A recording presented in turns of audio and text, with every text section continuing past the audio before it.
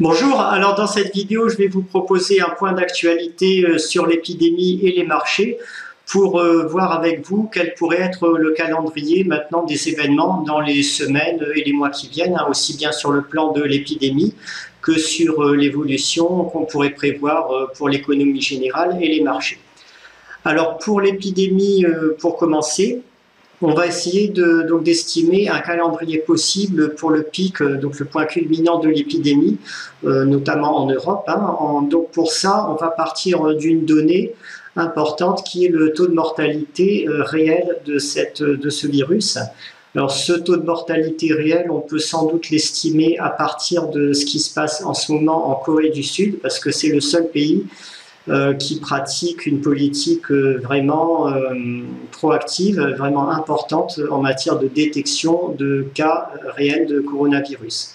Dans ce pays où on détecte massivement, on pratique des tests sur presque toutes les personnes sur lesquelles on a le moindre soupçon, on a un taux de mortalité en ce moment qui est de l'ordre de 0,7%.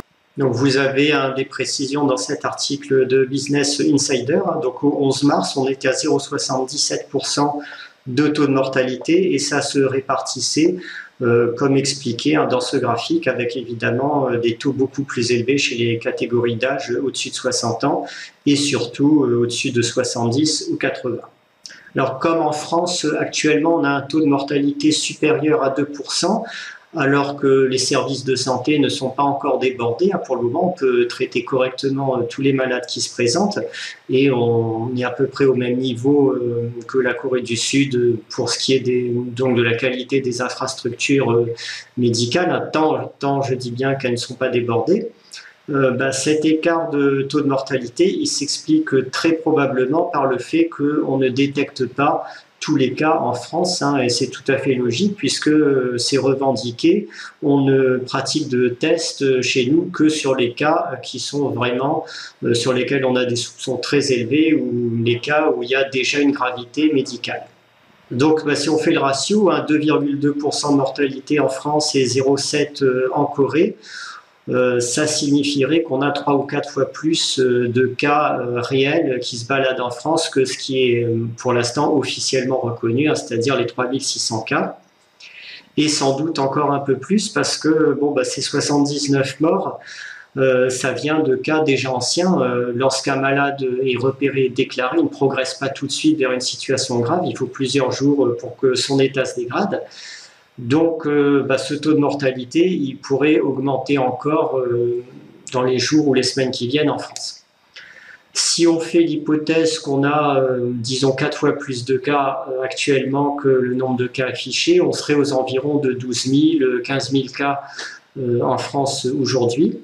Et comme on n'a pas de politique de lutte vraiment active dans notre pays, par rapport à ce qui se fait en Asie, où vraiment les pays mettent le paquet, que ce soit en Corée, à Singapour, à Hong Kong ou ailleurs, et où la maladie progresse peu, en France, on laisse quand même plus ou moins les choses suivre leur cours, donc on peut s'attendre à la poursuite d'une progression exponentielle du nombre de cas, avec des taux de croissance de l'ordre de 20 ou 25% par jour, puisque c'est ce qu'on a observé grosso modo jusqu'ici. Alors dans ce cadre, pour trouver le moment du pic épidémique, c'est un calcul mathématique tout simple à partir de fonctions exponentielles. Donc il y a une petite équation à résoudre et vous avez des résultats ici que je vais vous montrer. Donc si on part d'un nombre de cas de 14 000 aujourd'hui et qu'on veut aller à 5 millions avec un taux de croissance quotidien de 20%, il faudrait 32 jours pour atteindre ce pic épidémique de 5 millions. Alors si je dis 5 millions, ça pourrait être 10 millions, ça pourrait être 3 millions, ça ne change pas grand-chose, vous allez voir. Si je mets 10 millions de personnes atteintes au pic épidémique, il faudrait 35 jours ici. Donc ça va décaler juste de quelques jours le résultat. Donc pour l'instant, je vais remettre ce chiffre de 5 millions. Si on passe à 25% de taux de croissance, j'ai oublié un petit zéro là, donc voilà, si on passe à 25% de taux de croissance, on arrive à 26 jours. Vous voyez que ça modifie quand même un petit peu les données, mais pas tant que ça. Et si je me contente d'un taux de croissance très modéré, à 15%, c'est inférieur à ce qu'on observe en ce moment, j'arrive à 41 jours. On aurait un pic épidémique, selon tous ces calculs, qui serait en gros entre 25 et 40 jours, probablement autour de 30 jours, et ça nous amène à la mi-avril pour ce pic. Peut-être un peu plus tôt si les autorités paniquent d'ici une semaine ou deux et se décident vraiment cette fois à prendre de grosses mesures contre l'épidémie, en supposant qu'elles en aient les moyens, ce qui est loin d'être garanti, vu qu'elles n'ont peut-être pas la capacité de produire des tests en quantité suffisante. Bon, je ne sais pas bien pourquoi la Corée y arrive et pas nous, mais enfin ça c'est un autre débat. Et on a un deuxième facteur qui serait en faveur d'un pic épidémique au mois d'avril, qui est celui du climat, de la température. Visiblement, le virus réagit moins bien pour l'instant dans les climats chauds. Ça veut dire qu'il semble être détruit plus vite. En tout cas, on ne voit pas d'épidémie progresser fortement en ce moment dans tous les pays à climat chaud ou qui sont en situation d'été. Alors par exemple, vous avez l'Australie, Singapour, la Malaisie, le Brésil, même l'Inde, ou des pays qui ont a priori des systèmes de santé plus faibles que le nôtre et qui ne sont pas vraiment à même de contrôler une épidémie en pleine expansion. Ces pays ont très peu de cas pour l'instant. Donc c'est très possible que lorsqu'on arrivera sur l'hémisphère nord en Europe dans une situation de climat plus chaud, le point de bascule étant justement le mois d'avril. En mai, on passe déjà presque en situation d'été. En mars, on est encore avec des températures froides. Ça aussi, ça milite en faveur d'un pic épidémique au mois d'avril. Alors, qu'est-ce qui pourrait arriver aussi bien sur le front de l'épidémie que les marchés maintenant dans les semaines qui viennent? À mon avis, on a encore jusqu'au pic épidémique, donc en avril, probablement, comme je vous le disais, pas mal de mauvaises nouvelles potentielles qui pourraient intervenir, notamment une expansion, une généralisation de l'épidémie aux États-Unis et un débordement total des services de santé en Europe. En France, en ce moment, donc c'est le président à lui-même qui l'a dit, on a environ 5000 places en hôpital pour des services de réanimation.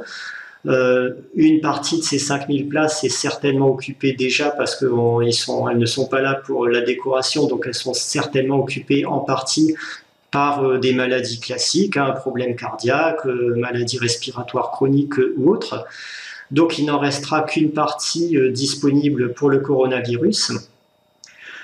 Si on fait l'hypothèse d'un pic épidémique à 5 millions de personnes, ce qui se passera si on continue à progresser exponentiellement comme c'est le cas en ce moment, et disons 5% de cas graves nécessitant des services de réanimation spécifiques, on aurait 250 000 cas graves à traiter. Et en face de cela, 5000 places en réanimation. Donc vous comprenez bien que il faudra certainement pas tomber malade au mois d'avril et développer de formes sévères de coronavirus à ce moment-là, parce que vous ne pourrez compter que sur vous-même. Et éventuellement le médecin généraliste traitant qui pourra vous prescrire un petit peu de Doliprane, et puis ce sera tout. Donc on aura probablement des services de santé totalement débordés, des autorités qui ne sauront pas trop comment réagir face à ça, ou qui se mettront à prendre des mesures de quarantaine totale sous le coup de la panique, comme en Italie actuellement. Bref, ça ne va pas être un contexte qui va aider les marchés. Par contre, une fois qu'on sera au pic épidémique au mois d'avril et que le flot de mauvaises nouvelles va commencer à lui aussi culminer et se tarir, là, on pourra observer un rebond long sur les marchés actions. Maintenant, reste à savoir si ça va être une courbe en V ou bien simplement un rebond de quelques mois et une rechute derrière. Alors là aussi, moi j'ai mon idée sur la question. Si on était dans un contexte de marché qui était normalement valorisé avant la crise, on aurait certainement un rebond en V. C'est-à-dire que la crise fait dévisser les marchés de 30 ou 40%, ça crée des opportunités d'achat majeures sur un tas de valeurs parce qu'on était avant à des niveaux de valorisation normaux. Du coup, les valeurs deviennent très décotées, deviennent bradées et c'est super intéressant de les acheter. Le problème, c'est qu'on n'est pas du tout dans cette configuration en ce moment. Avant la crise, on était dans une situation de bulle historique, des niveaux de surévaluation quasiment sans précédent aux États-Unis.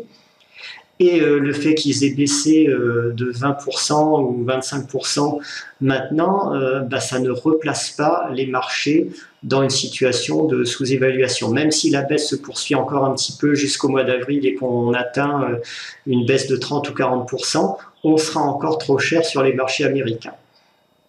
J'ai fait le point sur mon screener donc hier, et vous avez le résultat ici. Ici, on a un ratio, donc je pars du ratio valeur d'entreprise sur EBITDA. Un ratio normal ou correct pour des entreprises, c'est d'être entre 7 et 10. Si ce ratio tombe à 5, on est en situation de sous-évaluation, en dessous de 5, mettons sur des niveaux entre 3 et 5. Là, c'est une grosse opportunité d'achat sur les marchés. Et lorsqu'on est au-dessus de 10, on est tout simplement trop cher par rapport à la valorisation normale que devrait avoir un marché action. Hier, donc ici vous avez la situation de la médiane des valeurs américaines que j'ai pris sur le screener que j'utilise, un des screeners que j'utilise. On a un EBITDA yield, donc un rendement sur EBITDA de 7%, ce qui implique un ratio valeur d'entreprise sur EBITDA à 14.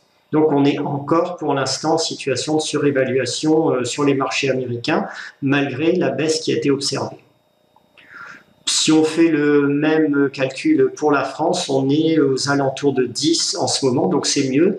On commence à être dans une situation de valorisation simplement normale, mais on n'est pas encore en situation de sous-évaluation, de marché vraiment bradé.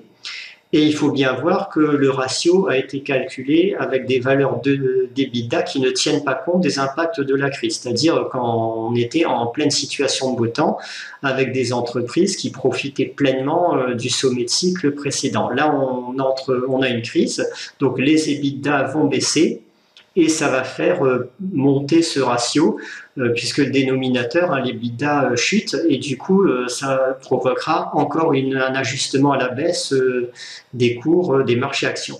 Si on se place sur un point de vue graphique, voilà où on en est en ce moment sur le graphique long terme du Dow Jones.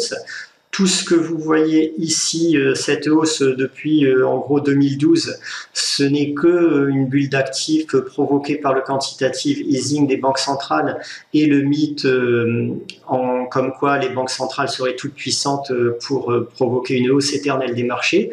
On a retracé une partie seulement, une petite partie, on est là, mais pour moi, il y a encore pas mal de chemin à faire à la baisse pour retrouver des niveaux bradés. En cas de vraie récession un petit peu durable économique et de perte de confiance des marchés dans les capacités d'action des banques centrales, pour moi, le support, il se situe à peu près ici, à 700 points ou un petit peu moins sur les indices américains. Donc, il y a encore beaucoup de chemin potentiel à faire à la baisse. Et je ne crois pas trop à l'hypothèse du rebond en V après le mois d'avril sur les marchés. Bon, par contre, on pourrait avoir tout à fait un rebond long de plusieurs mois à exploiter après le point bas d'avril, qui permettrait d'acheter des actions, de profiter du rebond, de commencer à se placer sur des mid-caps des côtés, pas trop illiquides quand même, parce qu'il faudra pouvoir sortir au bout de quelques mois, mais on pourra tout à fait jouer ce rebond long. Le tout est d'avoir à l'esprit qu'il ne durera pas sur le très long terme, au-delà de quelques mois, donc ce ne sera en aucun cas de l'investissement de long terme que vous ferez si vous voulez jouer ce mouvement. On a un modèle de ce type de graphique qui s'est produit de 1929 à 1932. On a eu le premier choc ici, le crash de 1929, et après ce crash, effectivement, de décembre jusqu'à mai, on a eu un rebond prolongé des marchés actions américains à ce moment-là. C'était un rebond important, on a gagné quand on est passé, vous voyez ici, de 200 points jusqu'à à peu près 300, donc on a gagné 50% à l'époque lors de ce rebond long. On pourrait avoir tout à fait sur le même modèle pendant un trimestre ou deux, un rebond qui provoque une hausse des marchés de l'ordre d'une trentaine de pourcents, ou qui retrace en gros la moitié de la baisse initiale. Et ensuite, on aurait une rechute plus durable des marchés. Alors, qu'est-ce qui pourrait provoquer cette rechute plus durable? Tout simplement le fait que le mythe initial de la bulle, c'est-à-dire la confiance des opérateurs dans les banques centrales, a été cassé. Il y a eu une première cassure qui est intervenue là. On se rend compte que les banques centrales n'ont pas de vaccin proposé contre le virus et qu'elles ne peuvent en gros à peu près rien contre l'épidémie qui se développe. La deuxième cassure, elle pourrait intervenir lorsque, après le pic épidémique, on va se rendre compte que les banques centrales n'arrivent pas à relancer pleinement l'économie. Bon, on aura certainement un rebond de l'activité, hein, ça c'est évident, mais si les marchés se rendent compte que ce rebond n'est que partiel et que la psychologie des investisseurs dans le même temps change, hein, et c'est souvent le cas lorsqu'on est en situation de hausse exponentielle, de hausse parabolique, lorsqu'on a une cassure de cette hausse parabolique, c'est assez rare que le mouvement reprenne comme avant. Souvent, on a cassure de la dynamique psychologique qui a conduit à cette hausse et on retrace une grande partie du mouvement ensuite. Sur le plan de la courbe des taux, en tout cas, ça se passe exactement comme prévu et comme annoncé, comme je vous l'avais dit, hein, lors de l'alerte d'août-septembre 2019. On a une inversion de la courbe des taux. On est sorti de la situation d'inversion, ça donne un signal d'alerte de récession majeure. Sans l'épidémie de coronavirus, on aurait sans doute assisté à l'installation de cette récession au second semestre de cette année ou à la fin de l'année 2020. Le virus a simplement accéléré, a déclenché le problème un peu plus tôt que prévu. Mais pour la suite des événements, on garde toutes les chances d'entrer dans une récession et pas simplement dans un trou d'air de l'activité qui durait 2 ou 3 mois. Voilà pour ce petit point de vue sur l'épidémie et les marchés. D'ici le pic épidémique, prenez toutes les précautions nécessaires, un petit peu de vitamine D, de Zimadé en plus pour renforcer votre immunité. Dites-vous bien, notamment si vous êtes fragile, mais pas seulement, parce qu'on a quand même des cas graves qui se développent maintenant chez des personnes en bonne santé. Dites-vous bien que si vous avez une forme sérieuse de coronavirus au mois d'avril, vous aurez de fortes chances de ne pouvoir compter que sur vous-même parce que les services de santé seront à ce moment-là complètement dépassés.